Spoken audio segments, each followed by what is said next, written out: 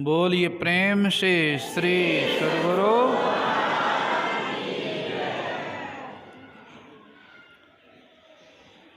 मंगल मूर्ति सद्गुरु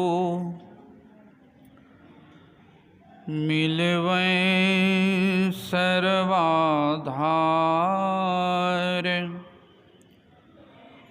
मंगलमय मंगल करुणा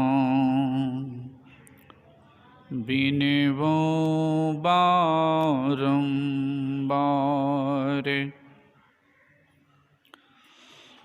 धन्य धन्य सद्गुरु सुखदय महिमा कही न जाय।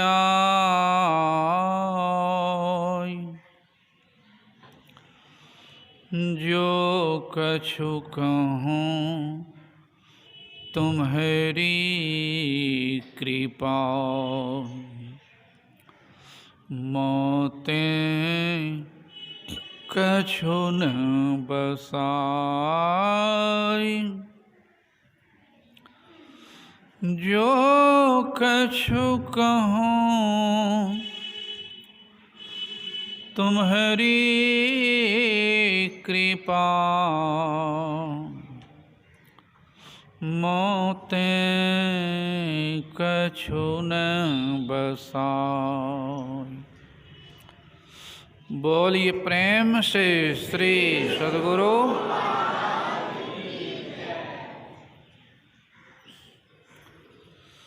पूज्य गुरुजन परम पूज्य आचार्य श्री के चरणों में नमन। सम्माननीय साधु समाज,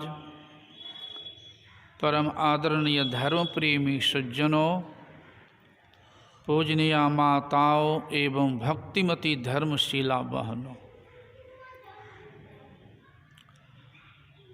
अभी हम लोग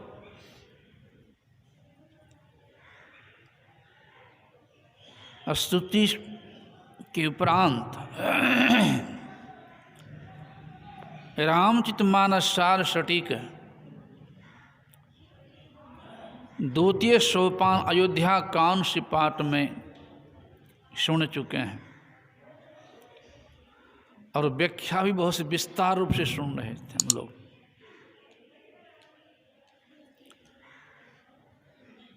ये भी का प्रसंग मुख्य रूप से है कर्म। यद्यपि इस प्रसंग में सभी प्रकार की बातें आ जाती है। एक पुत्र का क्या कर्तव्य होता है माता पिता के प्रति,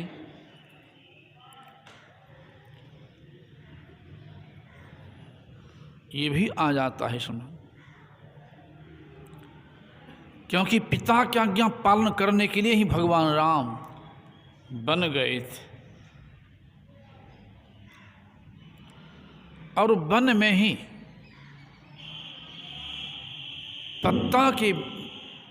पत्तों के बिछावन पर भगवान राम और मैया सीता सोए हुए थे। और गुनिषाद के मन में विषाद पैदा हुआ कि कैकेयी को ऐसा नहीं करना चाहिए कि ऐसे सुकुमार को, प्रभु को जंगल में विवश कर दिया रहने के लिए, पत्ता पर सोने के लिए। ऐसा नहीं करना चाहिए। एक गुनिषाद ने कहा था, कैकेयी नंदनी मंदमती। कैकेयी नाम था भरत के नाना का, नंदनी पुत्री कहलाती है। तो कैकेयी नंदनी मंदमती कठिन कुटिलपन किन्ह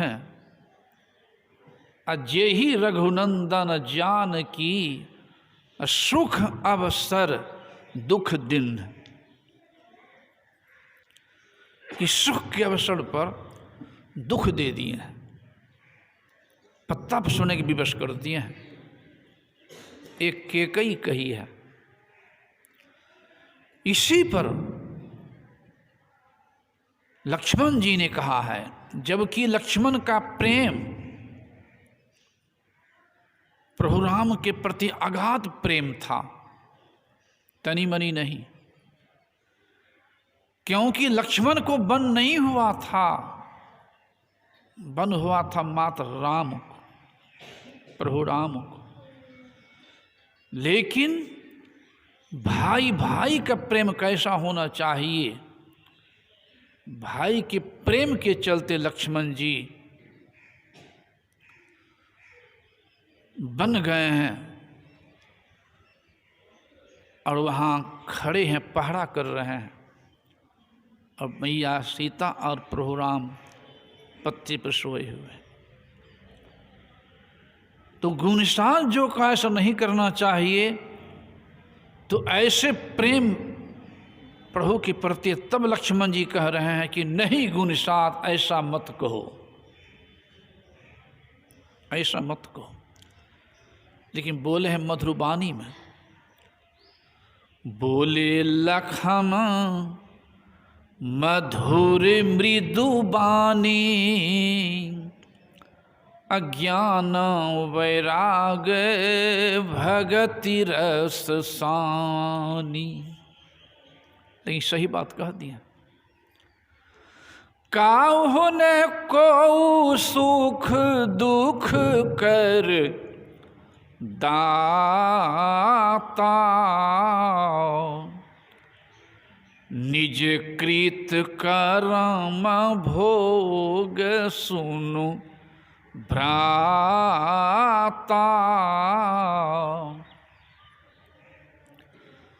लक्ष्मण जी कह रहे, गुणसाद ऐसा नहीं कहो, मेरे प्रभु को तुम दुखी देख रहे हो, मेरे प्रभु दुख सुख से पड़े हैं।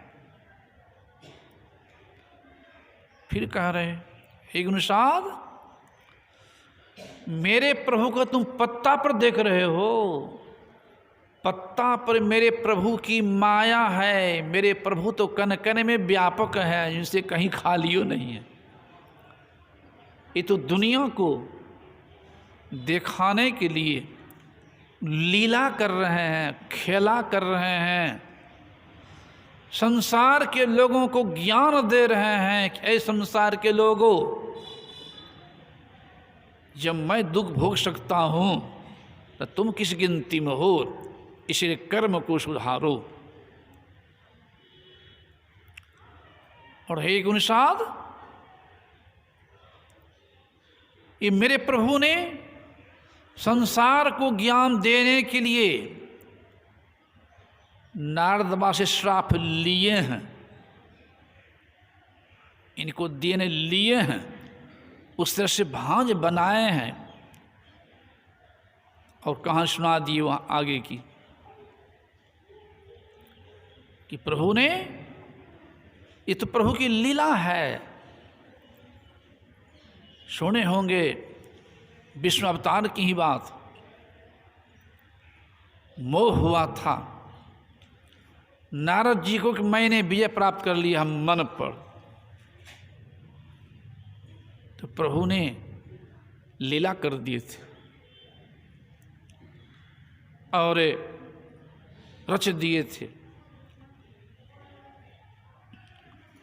सुंदरी की विवाह, उसमें मांग किया था कि मुझे दीजिए जो मांगता हूँ। ठीक है, लेकिन जिसमें तुम्हारी भलाई होगी, कहा था अपना रूप दीजिए मुझे, जिससे कि विष्णुमुनि मुझे वरण कर ले। तो प्रभु ने कहा था जिसमें तुम्हारी भलाई होगी वही करूँगा। तो भलाई क्या थी? वृद्धावस्था में शादी कराने में। शरीर तो दे दिया सुंदर, लेकिन मुंह दे दिया था बंदर का।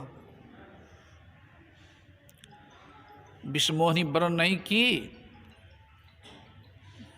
मुंह तो अपना देखता नहीं था, शरीर देखता था, बहुत सुंदर शरीर मिला है।